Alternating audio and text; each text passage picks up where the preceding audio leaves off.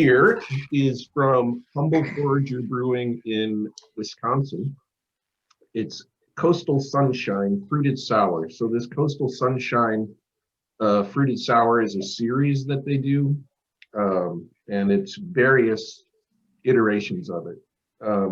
I have not had this iteration until right now. The last one I had was mango, and it was like drinking mango juice. It was actually really delicious, almost thick like mango juice, like mango puree. This one is with pink dragon fruit, passion fruit, and soursop.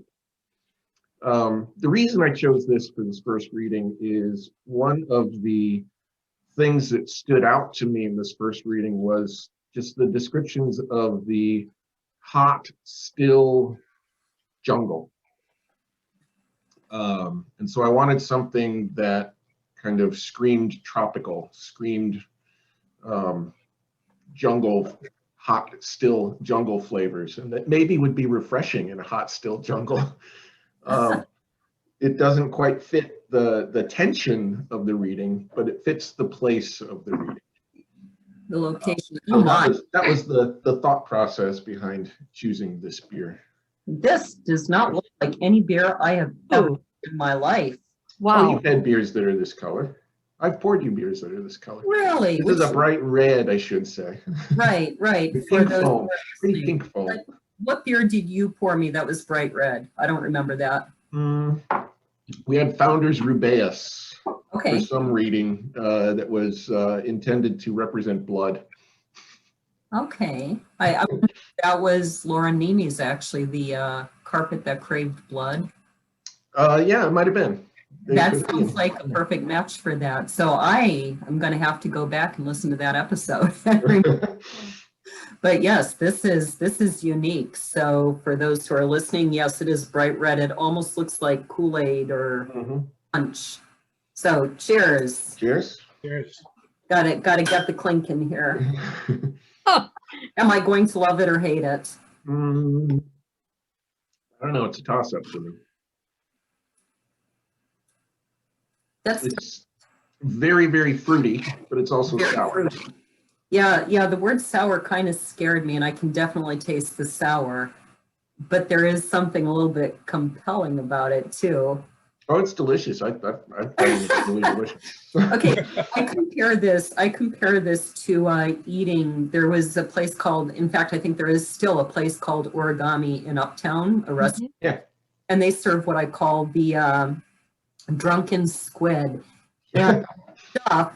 It's like fermented or something, and it's squid. It's these thin slices, and when I eat it, every piece is like, that's kind of weird. It's kind of gross.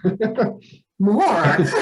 And Chris and I would sit there and eat like 3 bowls of this stuff. And every bite, we're like, this is kind of gross, but we want more. That's kind of what this is. I will tell you, having a Japanese girlfriend, the Japanese have a lot of really kind of stinky, slimy, fermented foods. Oh my gosh. Man, they're delicious. We were devastated when we went back one night and it was no longer on the menu. We're like, where are we going to get this stuff? Nobody makes it. So we are ready for our first reading, which Joe is going to read, and it is entitled For Woodpeckers. June 21st, 1944, Saipan. Everybody knew it was a bad idea, and everybody knew what to expect being sent out miles ahead of the front lines into heavy jungle. 18-year-old scout sniper Bobby Jean Smots had heard his buddies joke about it. The guys who'd survived Guadalcanal and Tarawa would wisecrack, the third time's the charm. Saipan being just his second combat, Smots felt invincible. He'd go anywhere he was told, and he'd do anything he was told. And each time his name got called for a mission, he was aware of what could happen. Somebody could get killed. But not him, never him. The rough and tumble young Okie could take care of himself. Growing up on the Osage Reservation, he'd been taught to track, hunt, and shoot from the time he could hold a rifle. But as the sun set on June 21st, 1944, Smots sat sleepless in his foxhole, a bad feeling in his gut. That afternoon, he overheard his Aries-like corporal say to another squad leader, "We've been lucky so far, all of us. but we aren't supermen. Tomorrow, we may not be so lucky.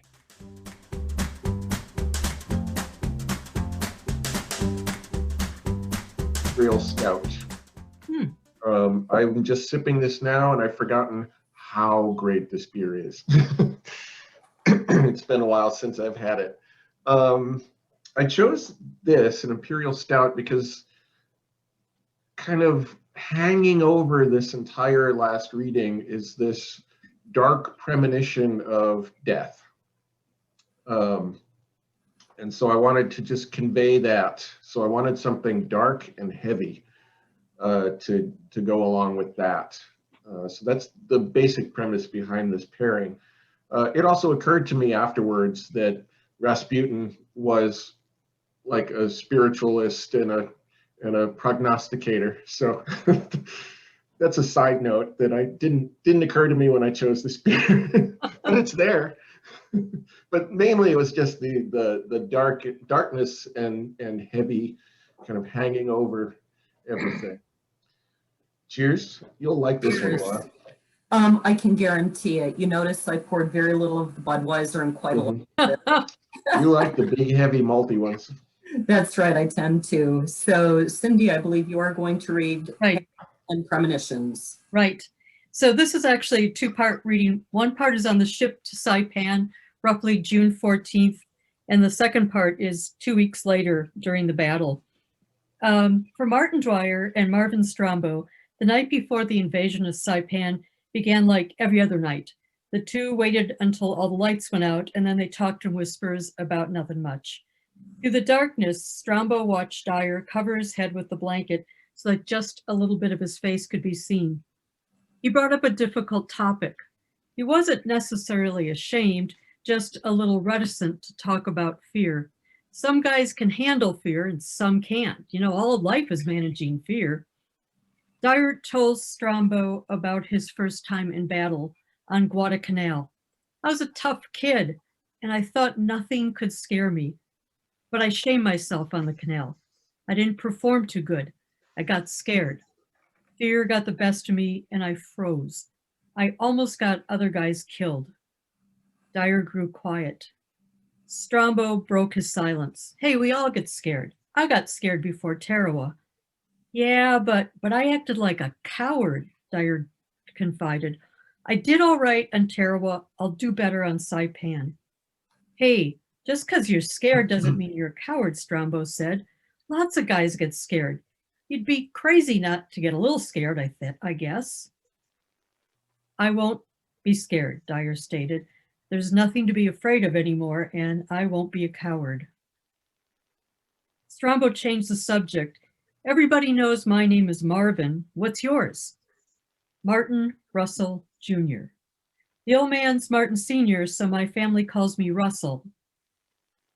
You know, it's my birthday. Well, how come you didn't say something? Happy birthday. Yeah, I'm 21, and that's all she wrote. You know what bothers me, Marvin? Beside all those Chamorro girls with syphilis, Strombo joked. No, not that. No, it bothers me that after everything I've gone through, boot camp, the canal, Tarawa, training on Hawaii, I'm not going to be around to enjoy it when it's all over. What do you mean? You getting leave? It wasn't that. Though Dyer was a first-generation American, he was still Irish enough to believe in sights and premonitions. He had felt the cold hand of death on his shoulder.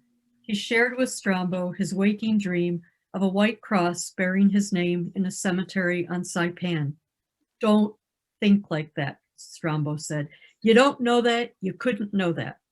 No, Strombo, I do, I just do. I'm going to be buried on Saipan.